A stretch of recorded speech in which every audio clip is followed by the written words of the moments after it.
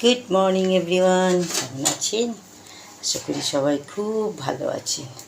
আমি আজকে আবার একটা নতুন ব্লগ নিয়ে আপনাদের কাছে এলাম আমার রান্নাঘর থেকে।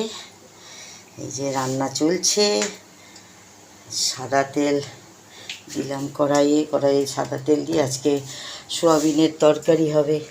এই যে সোয়াবিনের আলু কাটা আছে, তারপরে মাছের ঝোল হবে। আজকে অনেকগুলো রান্না আছে। শনিবার নিরামিষে রান্না বেশি হয়। এই দেখুন সোয়াবিনটা সেদ্ধ করে রেখেছি।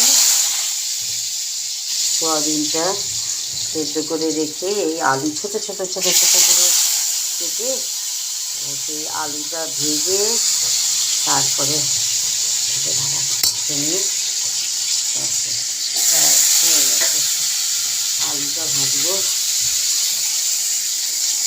আলুটা ভাজবো ভেজে তার মধ্যে সোয়াবিনটাও দেবো, দিয়ে একসাথে ভেজে রেখে তাতে আদা জিরে লঙ্কা, তার মধ্যে আমি একটু চানা মশলাটাও দিই। আর এইদিকে এই দেখুন আমার এই যে ছানা ভাজা, তরকারির জন্য ছানা ভাজাটা ভিজিয়ে রেখেছি। আর জিরে হিং ফোড়ন দিয়ে এই যে আলু নুন হলুদ দিয়ে ভেজে তার মধ্যে বেশি করে একটু টমেটো, আদা বাটা, জিরে বাটা, ধনে বাটা, লঙ্কা বাটা দিয়ে কষিয়ে তারপরে দিয়েছি জল, ওটা সেদ্ধ হোক। তারপরে এটা দিয়ে গরম মশলা আর মিষ্টি দিয়ে এটা একটু মিষ্টি মিষ্টি রান্না হয়। আর এই দেখুন আদা বাটা আছে করে, আমি একটু বেশি করে রাখি, আপনারা তো জানেন আমার হোম ডেলিভারি, ওই জন্য। আর এইসব মশলা রয়েছে। আপনারা সবাই কেমন আছেন? আশা করি খুব খুব ভালো আছে। ও আজকে আবার এই দেখুন আজকে হবে আরেকটা, এই যে আলু আর এই ভিন্ডি সর্ষে, এটা আজকে এখন আবার হবে। আবার ভাতটা হয়ে গেছে, ভাত করে রেখে দিয়েছি। ভাতের মধ্যে সবসময় আলু দিই। আর এই আপনাদের এই দেখুন আমি এই যে ছোলাটা ভিজিয়ে রেখেছি, এই দেখুন কাল রাত্রে ছোলা ভিজিয়ে রেখেছি।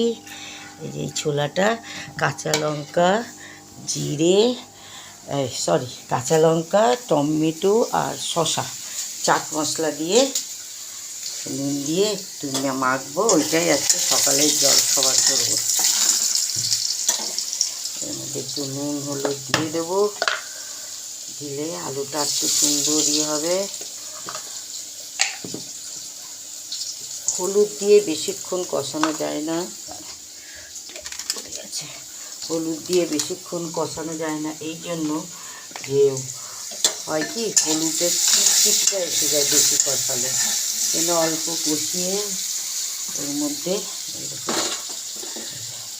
সোয়াবিনগুলো একটু ভেজে নেবো, তাহলে নুন হলুদও সোয়াবিনের মধ্যে সুন্দর করে ঢুকে যায়। বেশি না, অল্প একটু ভাজতে হবে। আপনারা কেমন করে সোয়াবিন আলুর তরকারি করেন জানাবেন। আমার একটু সব তরকারিটা আমি একটু টমেটোটা বেশি দিই। তাহলে আপনারাও রান্না করছেন নিশ্চয়ই। ভালো থাকবেন, সুস্থ থাকবেন। তাহলে এখন আসি, বাই। হ্যাঁ, ভালো লাগলে একটা লাইক কমেন্ট অবশ্যই করবেন। আর কীরকম ভিডিও আপনারা দেখতে চান সেটাও বলবেন, ভালো ভালো সাজেশান দেবেন, আমি নিশ্চয়ই চেষ্টা করবো সেগুলো পূরণ করার। আপনারা খুব খুব ভালো থাকুন, সুস্থ থাকুন, তাই কামনা করি। আর আমি এখন আসি, ধন্যবাদ।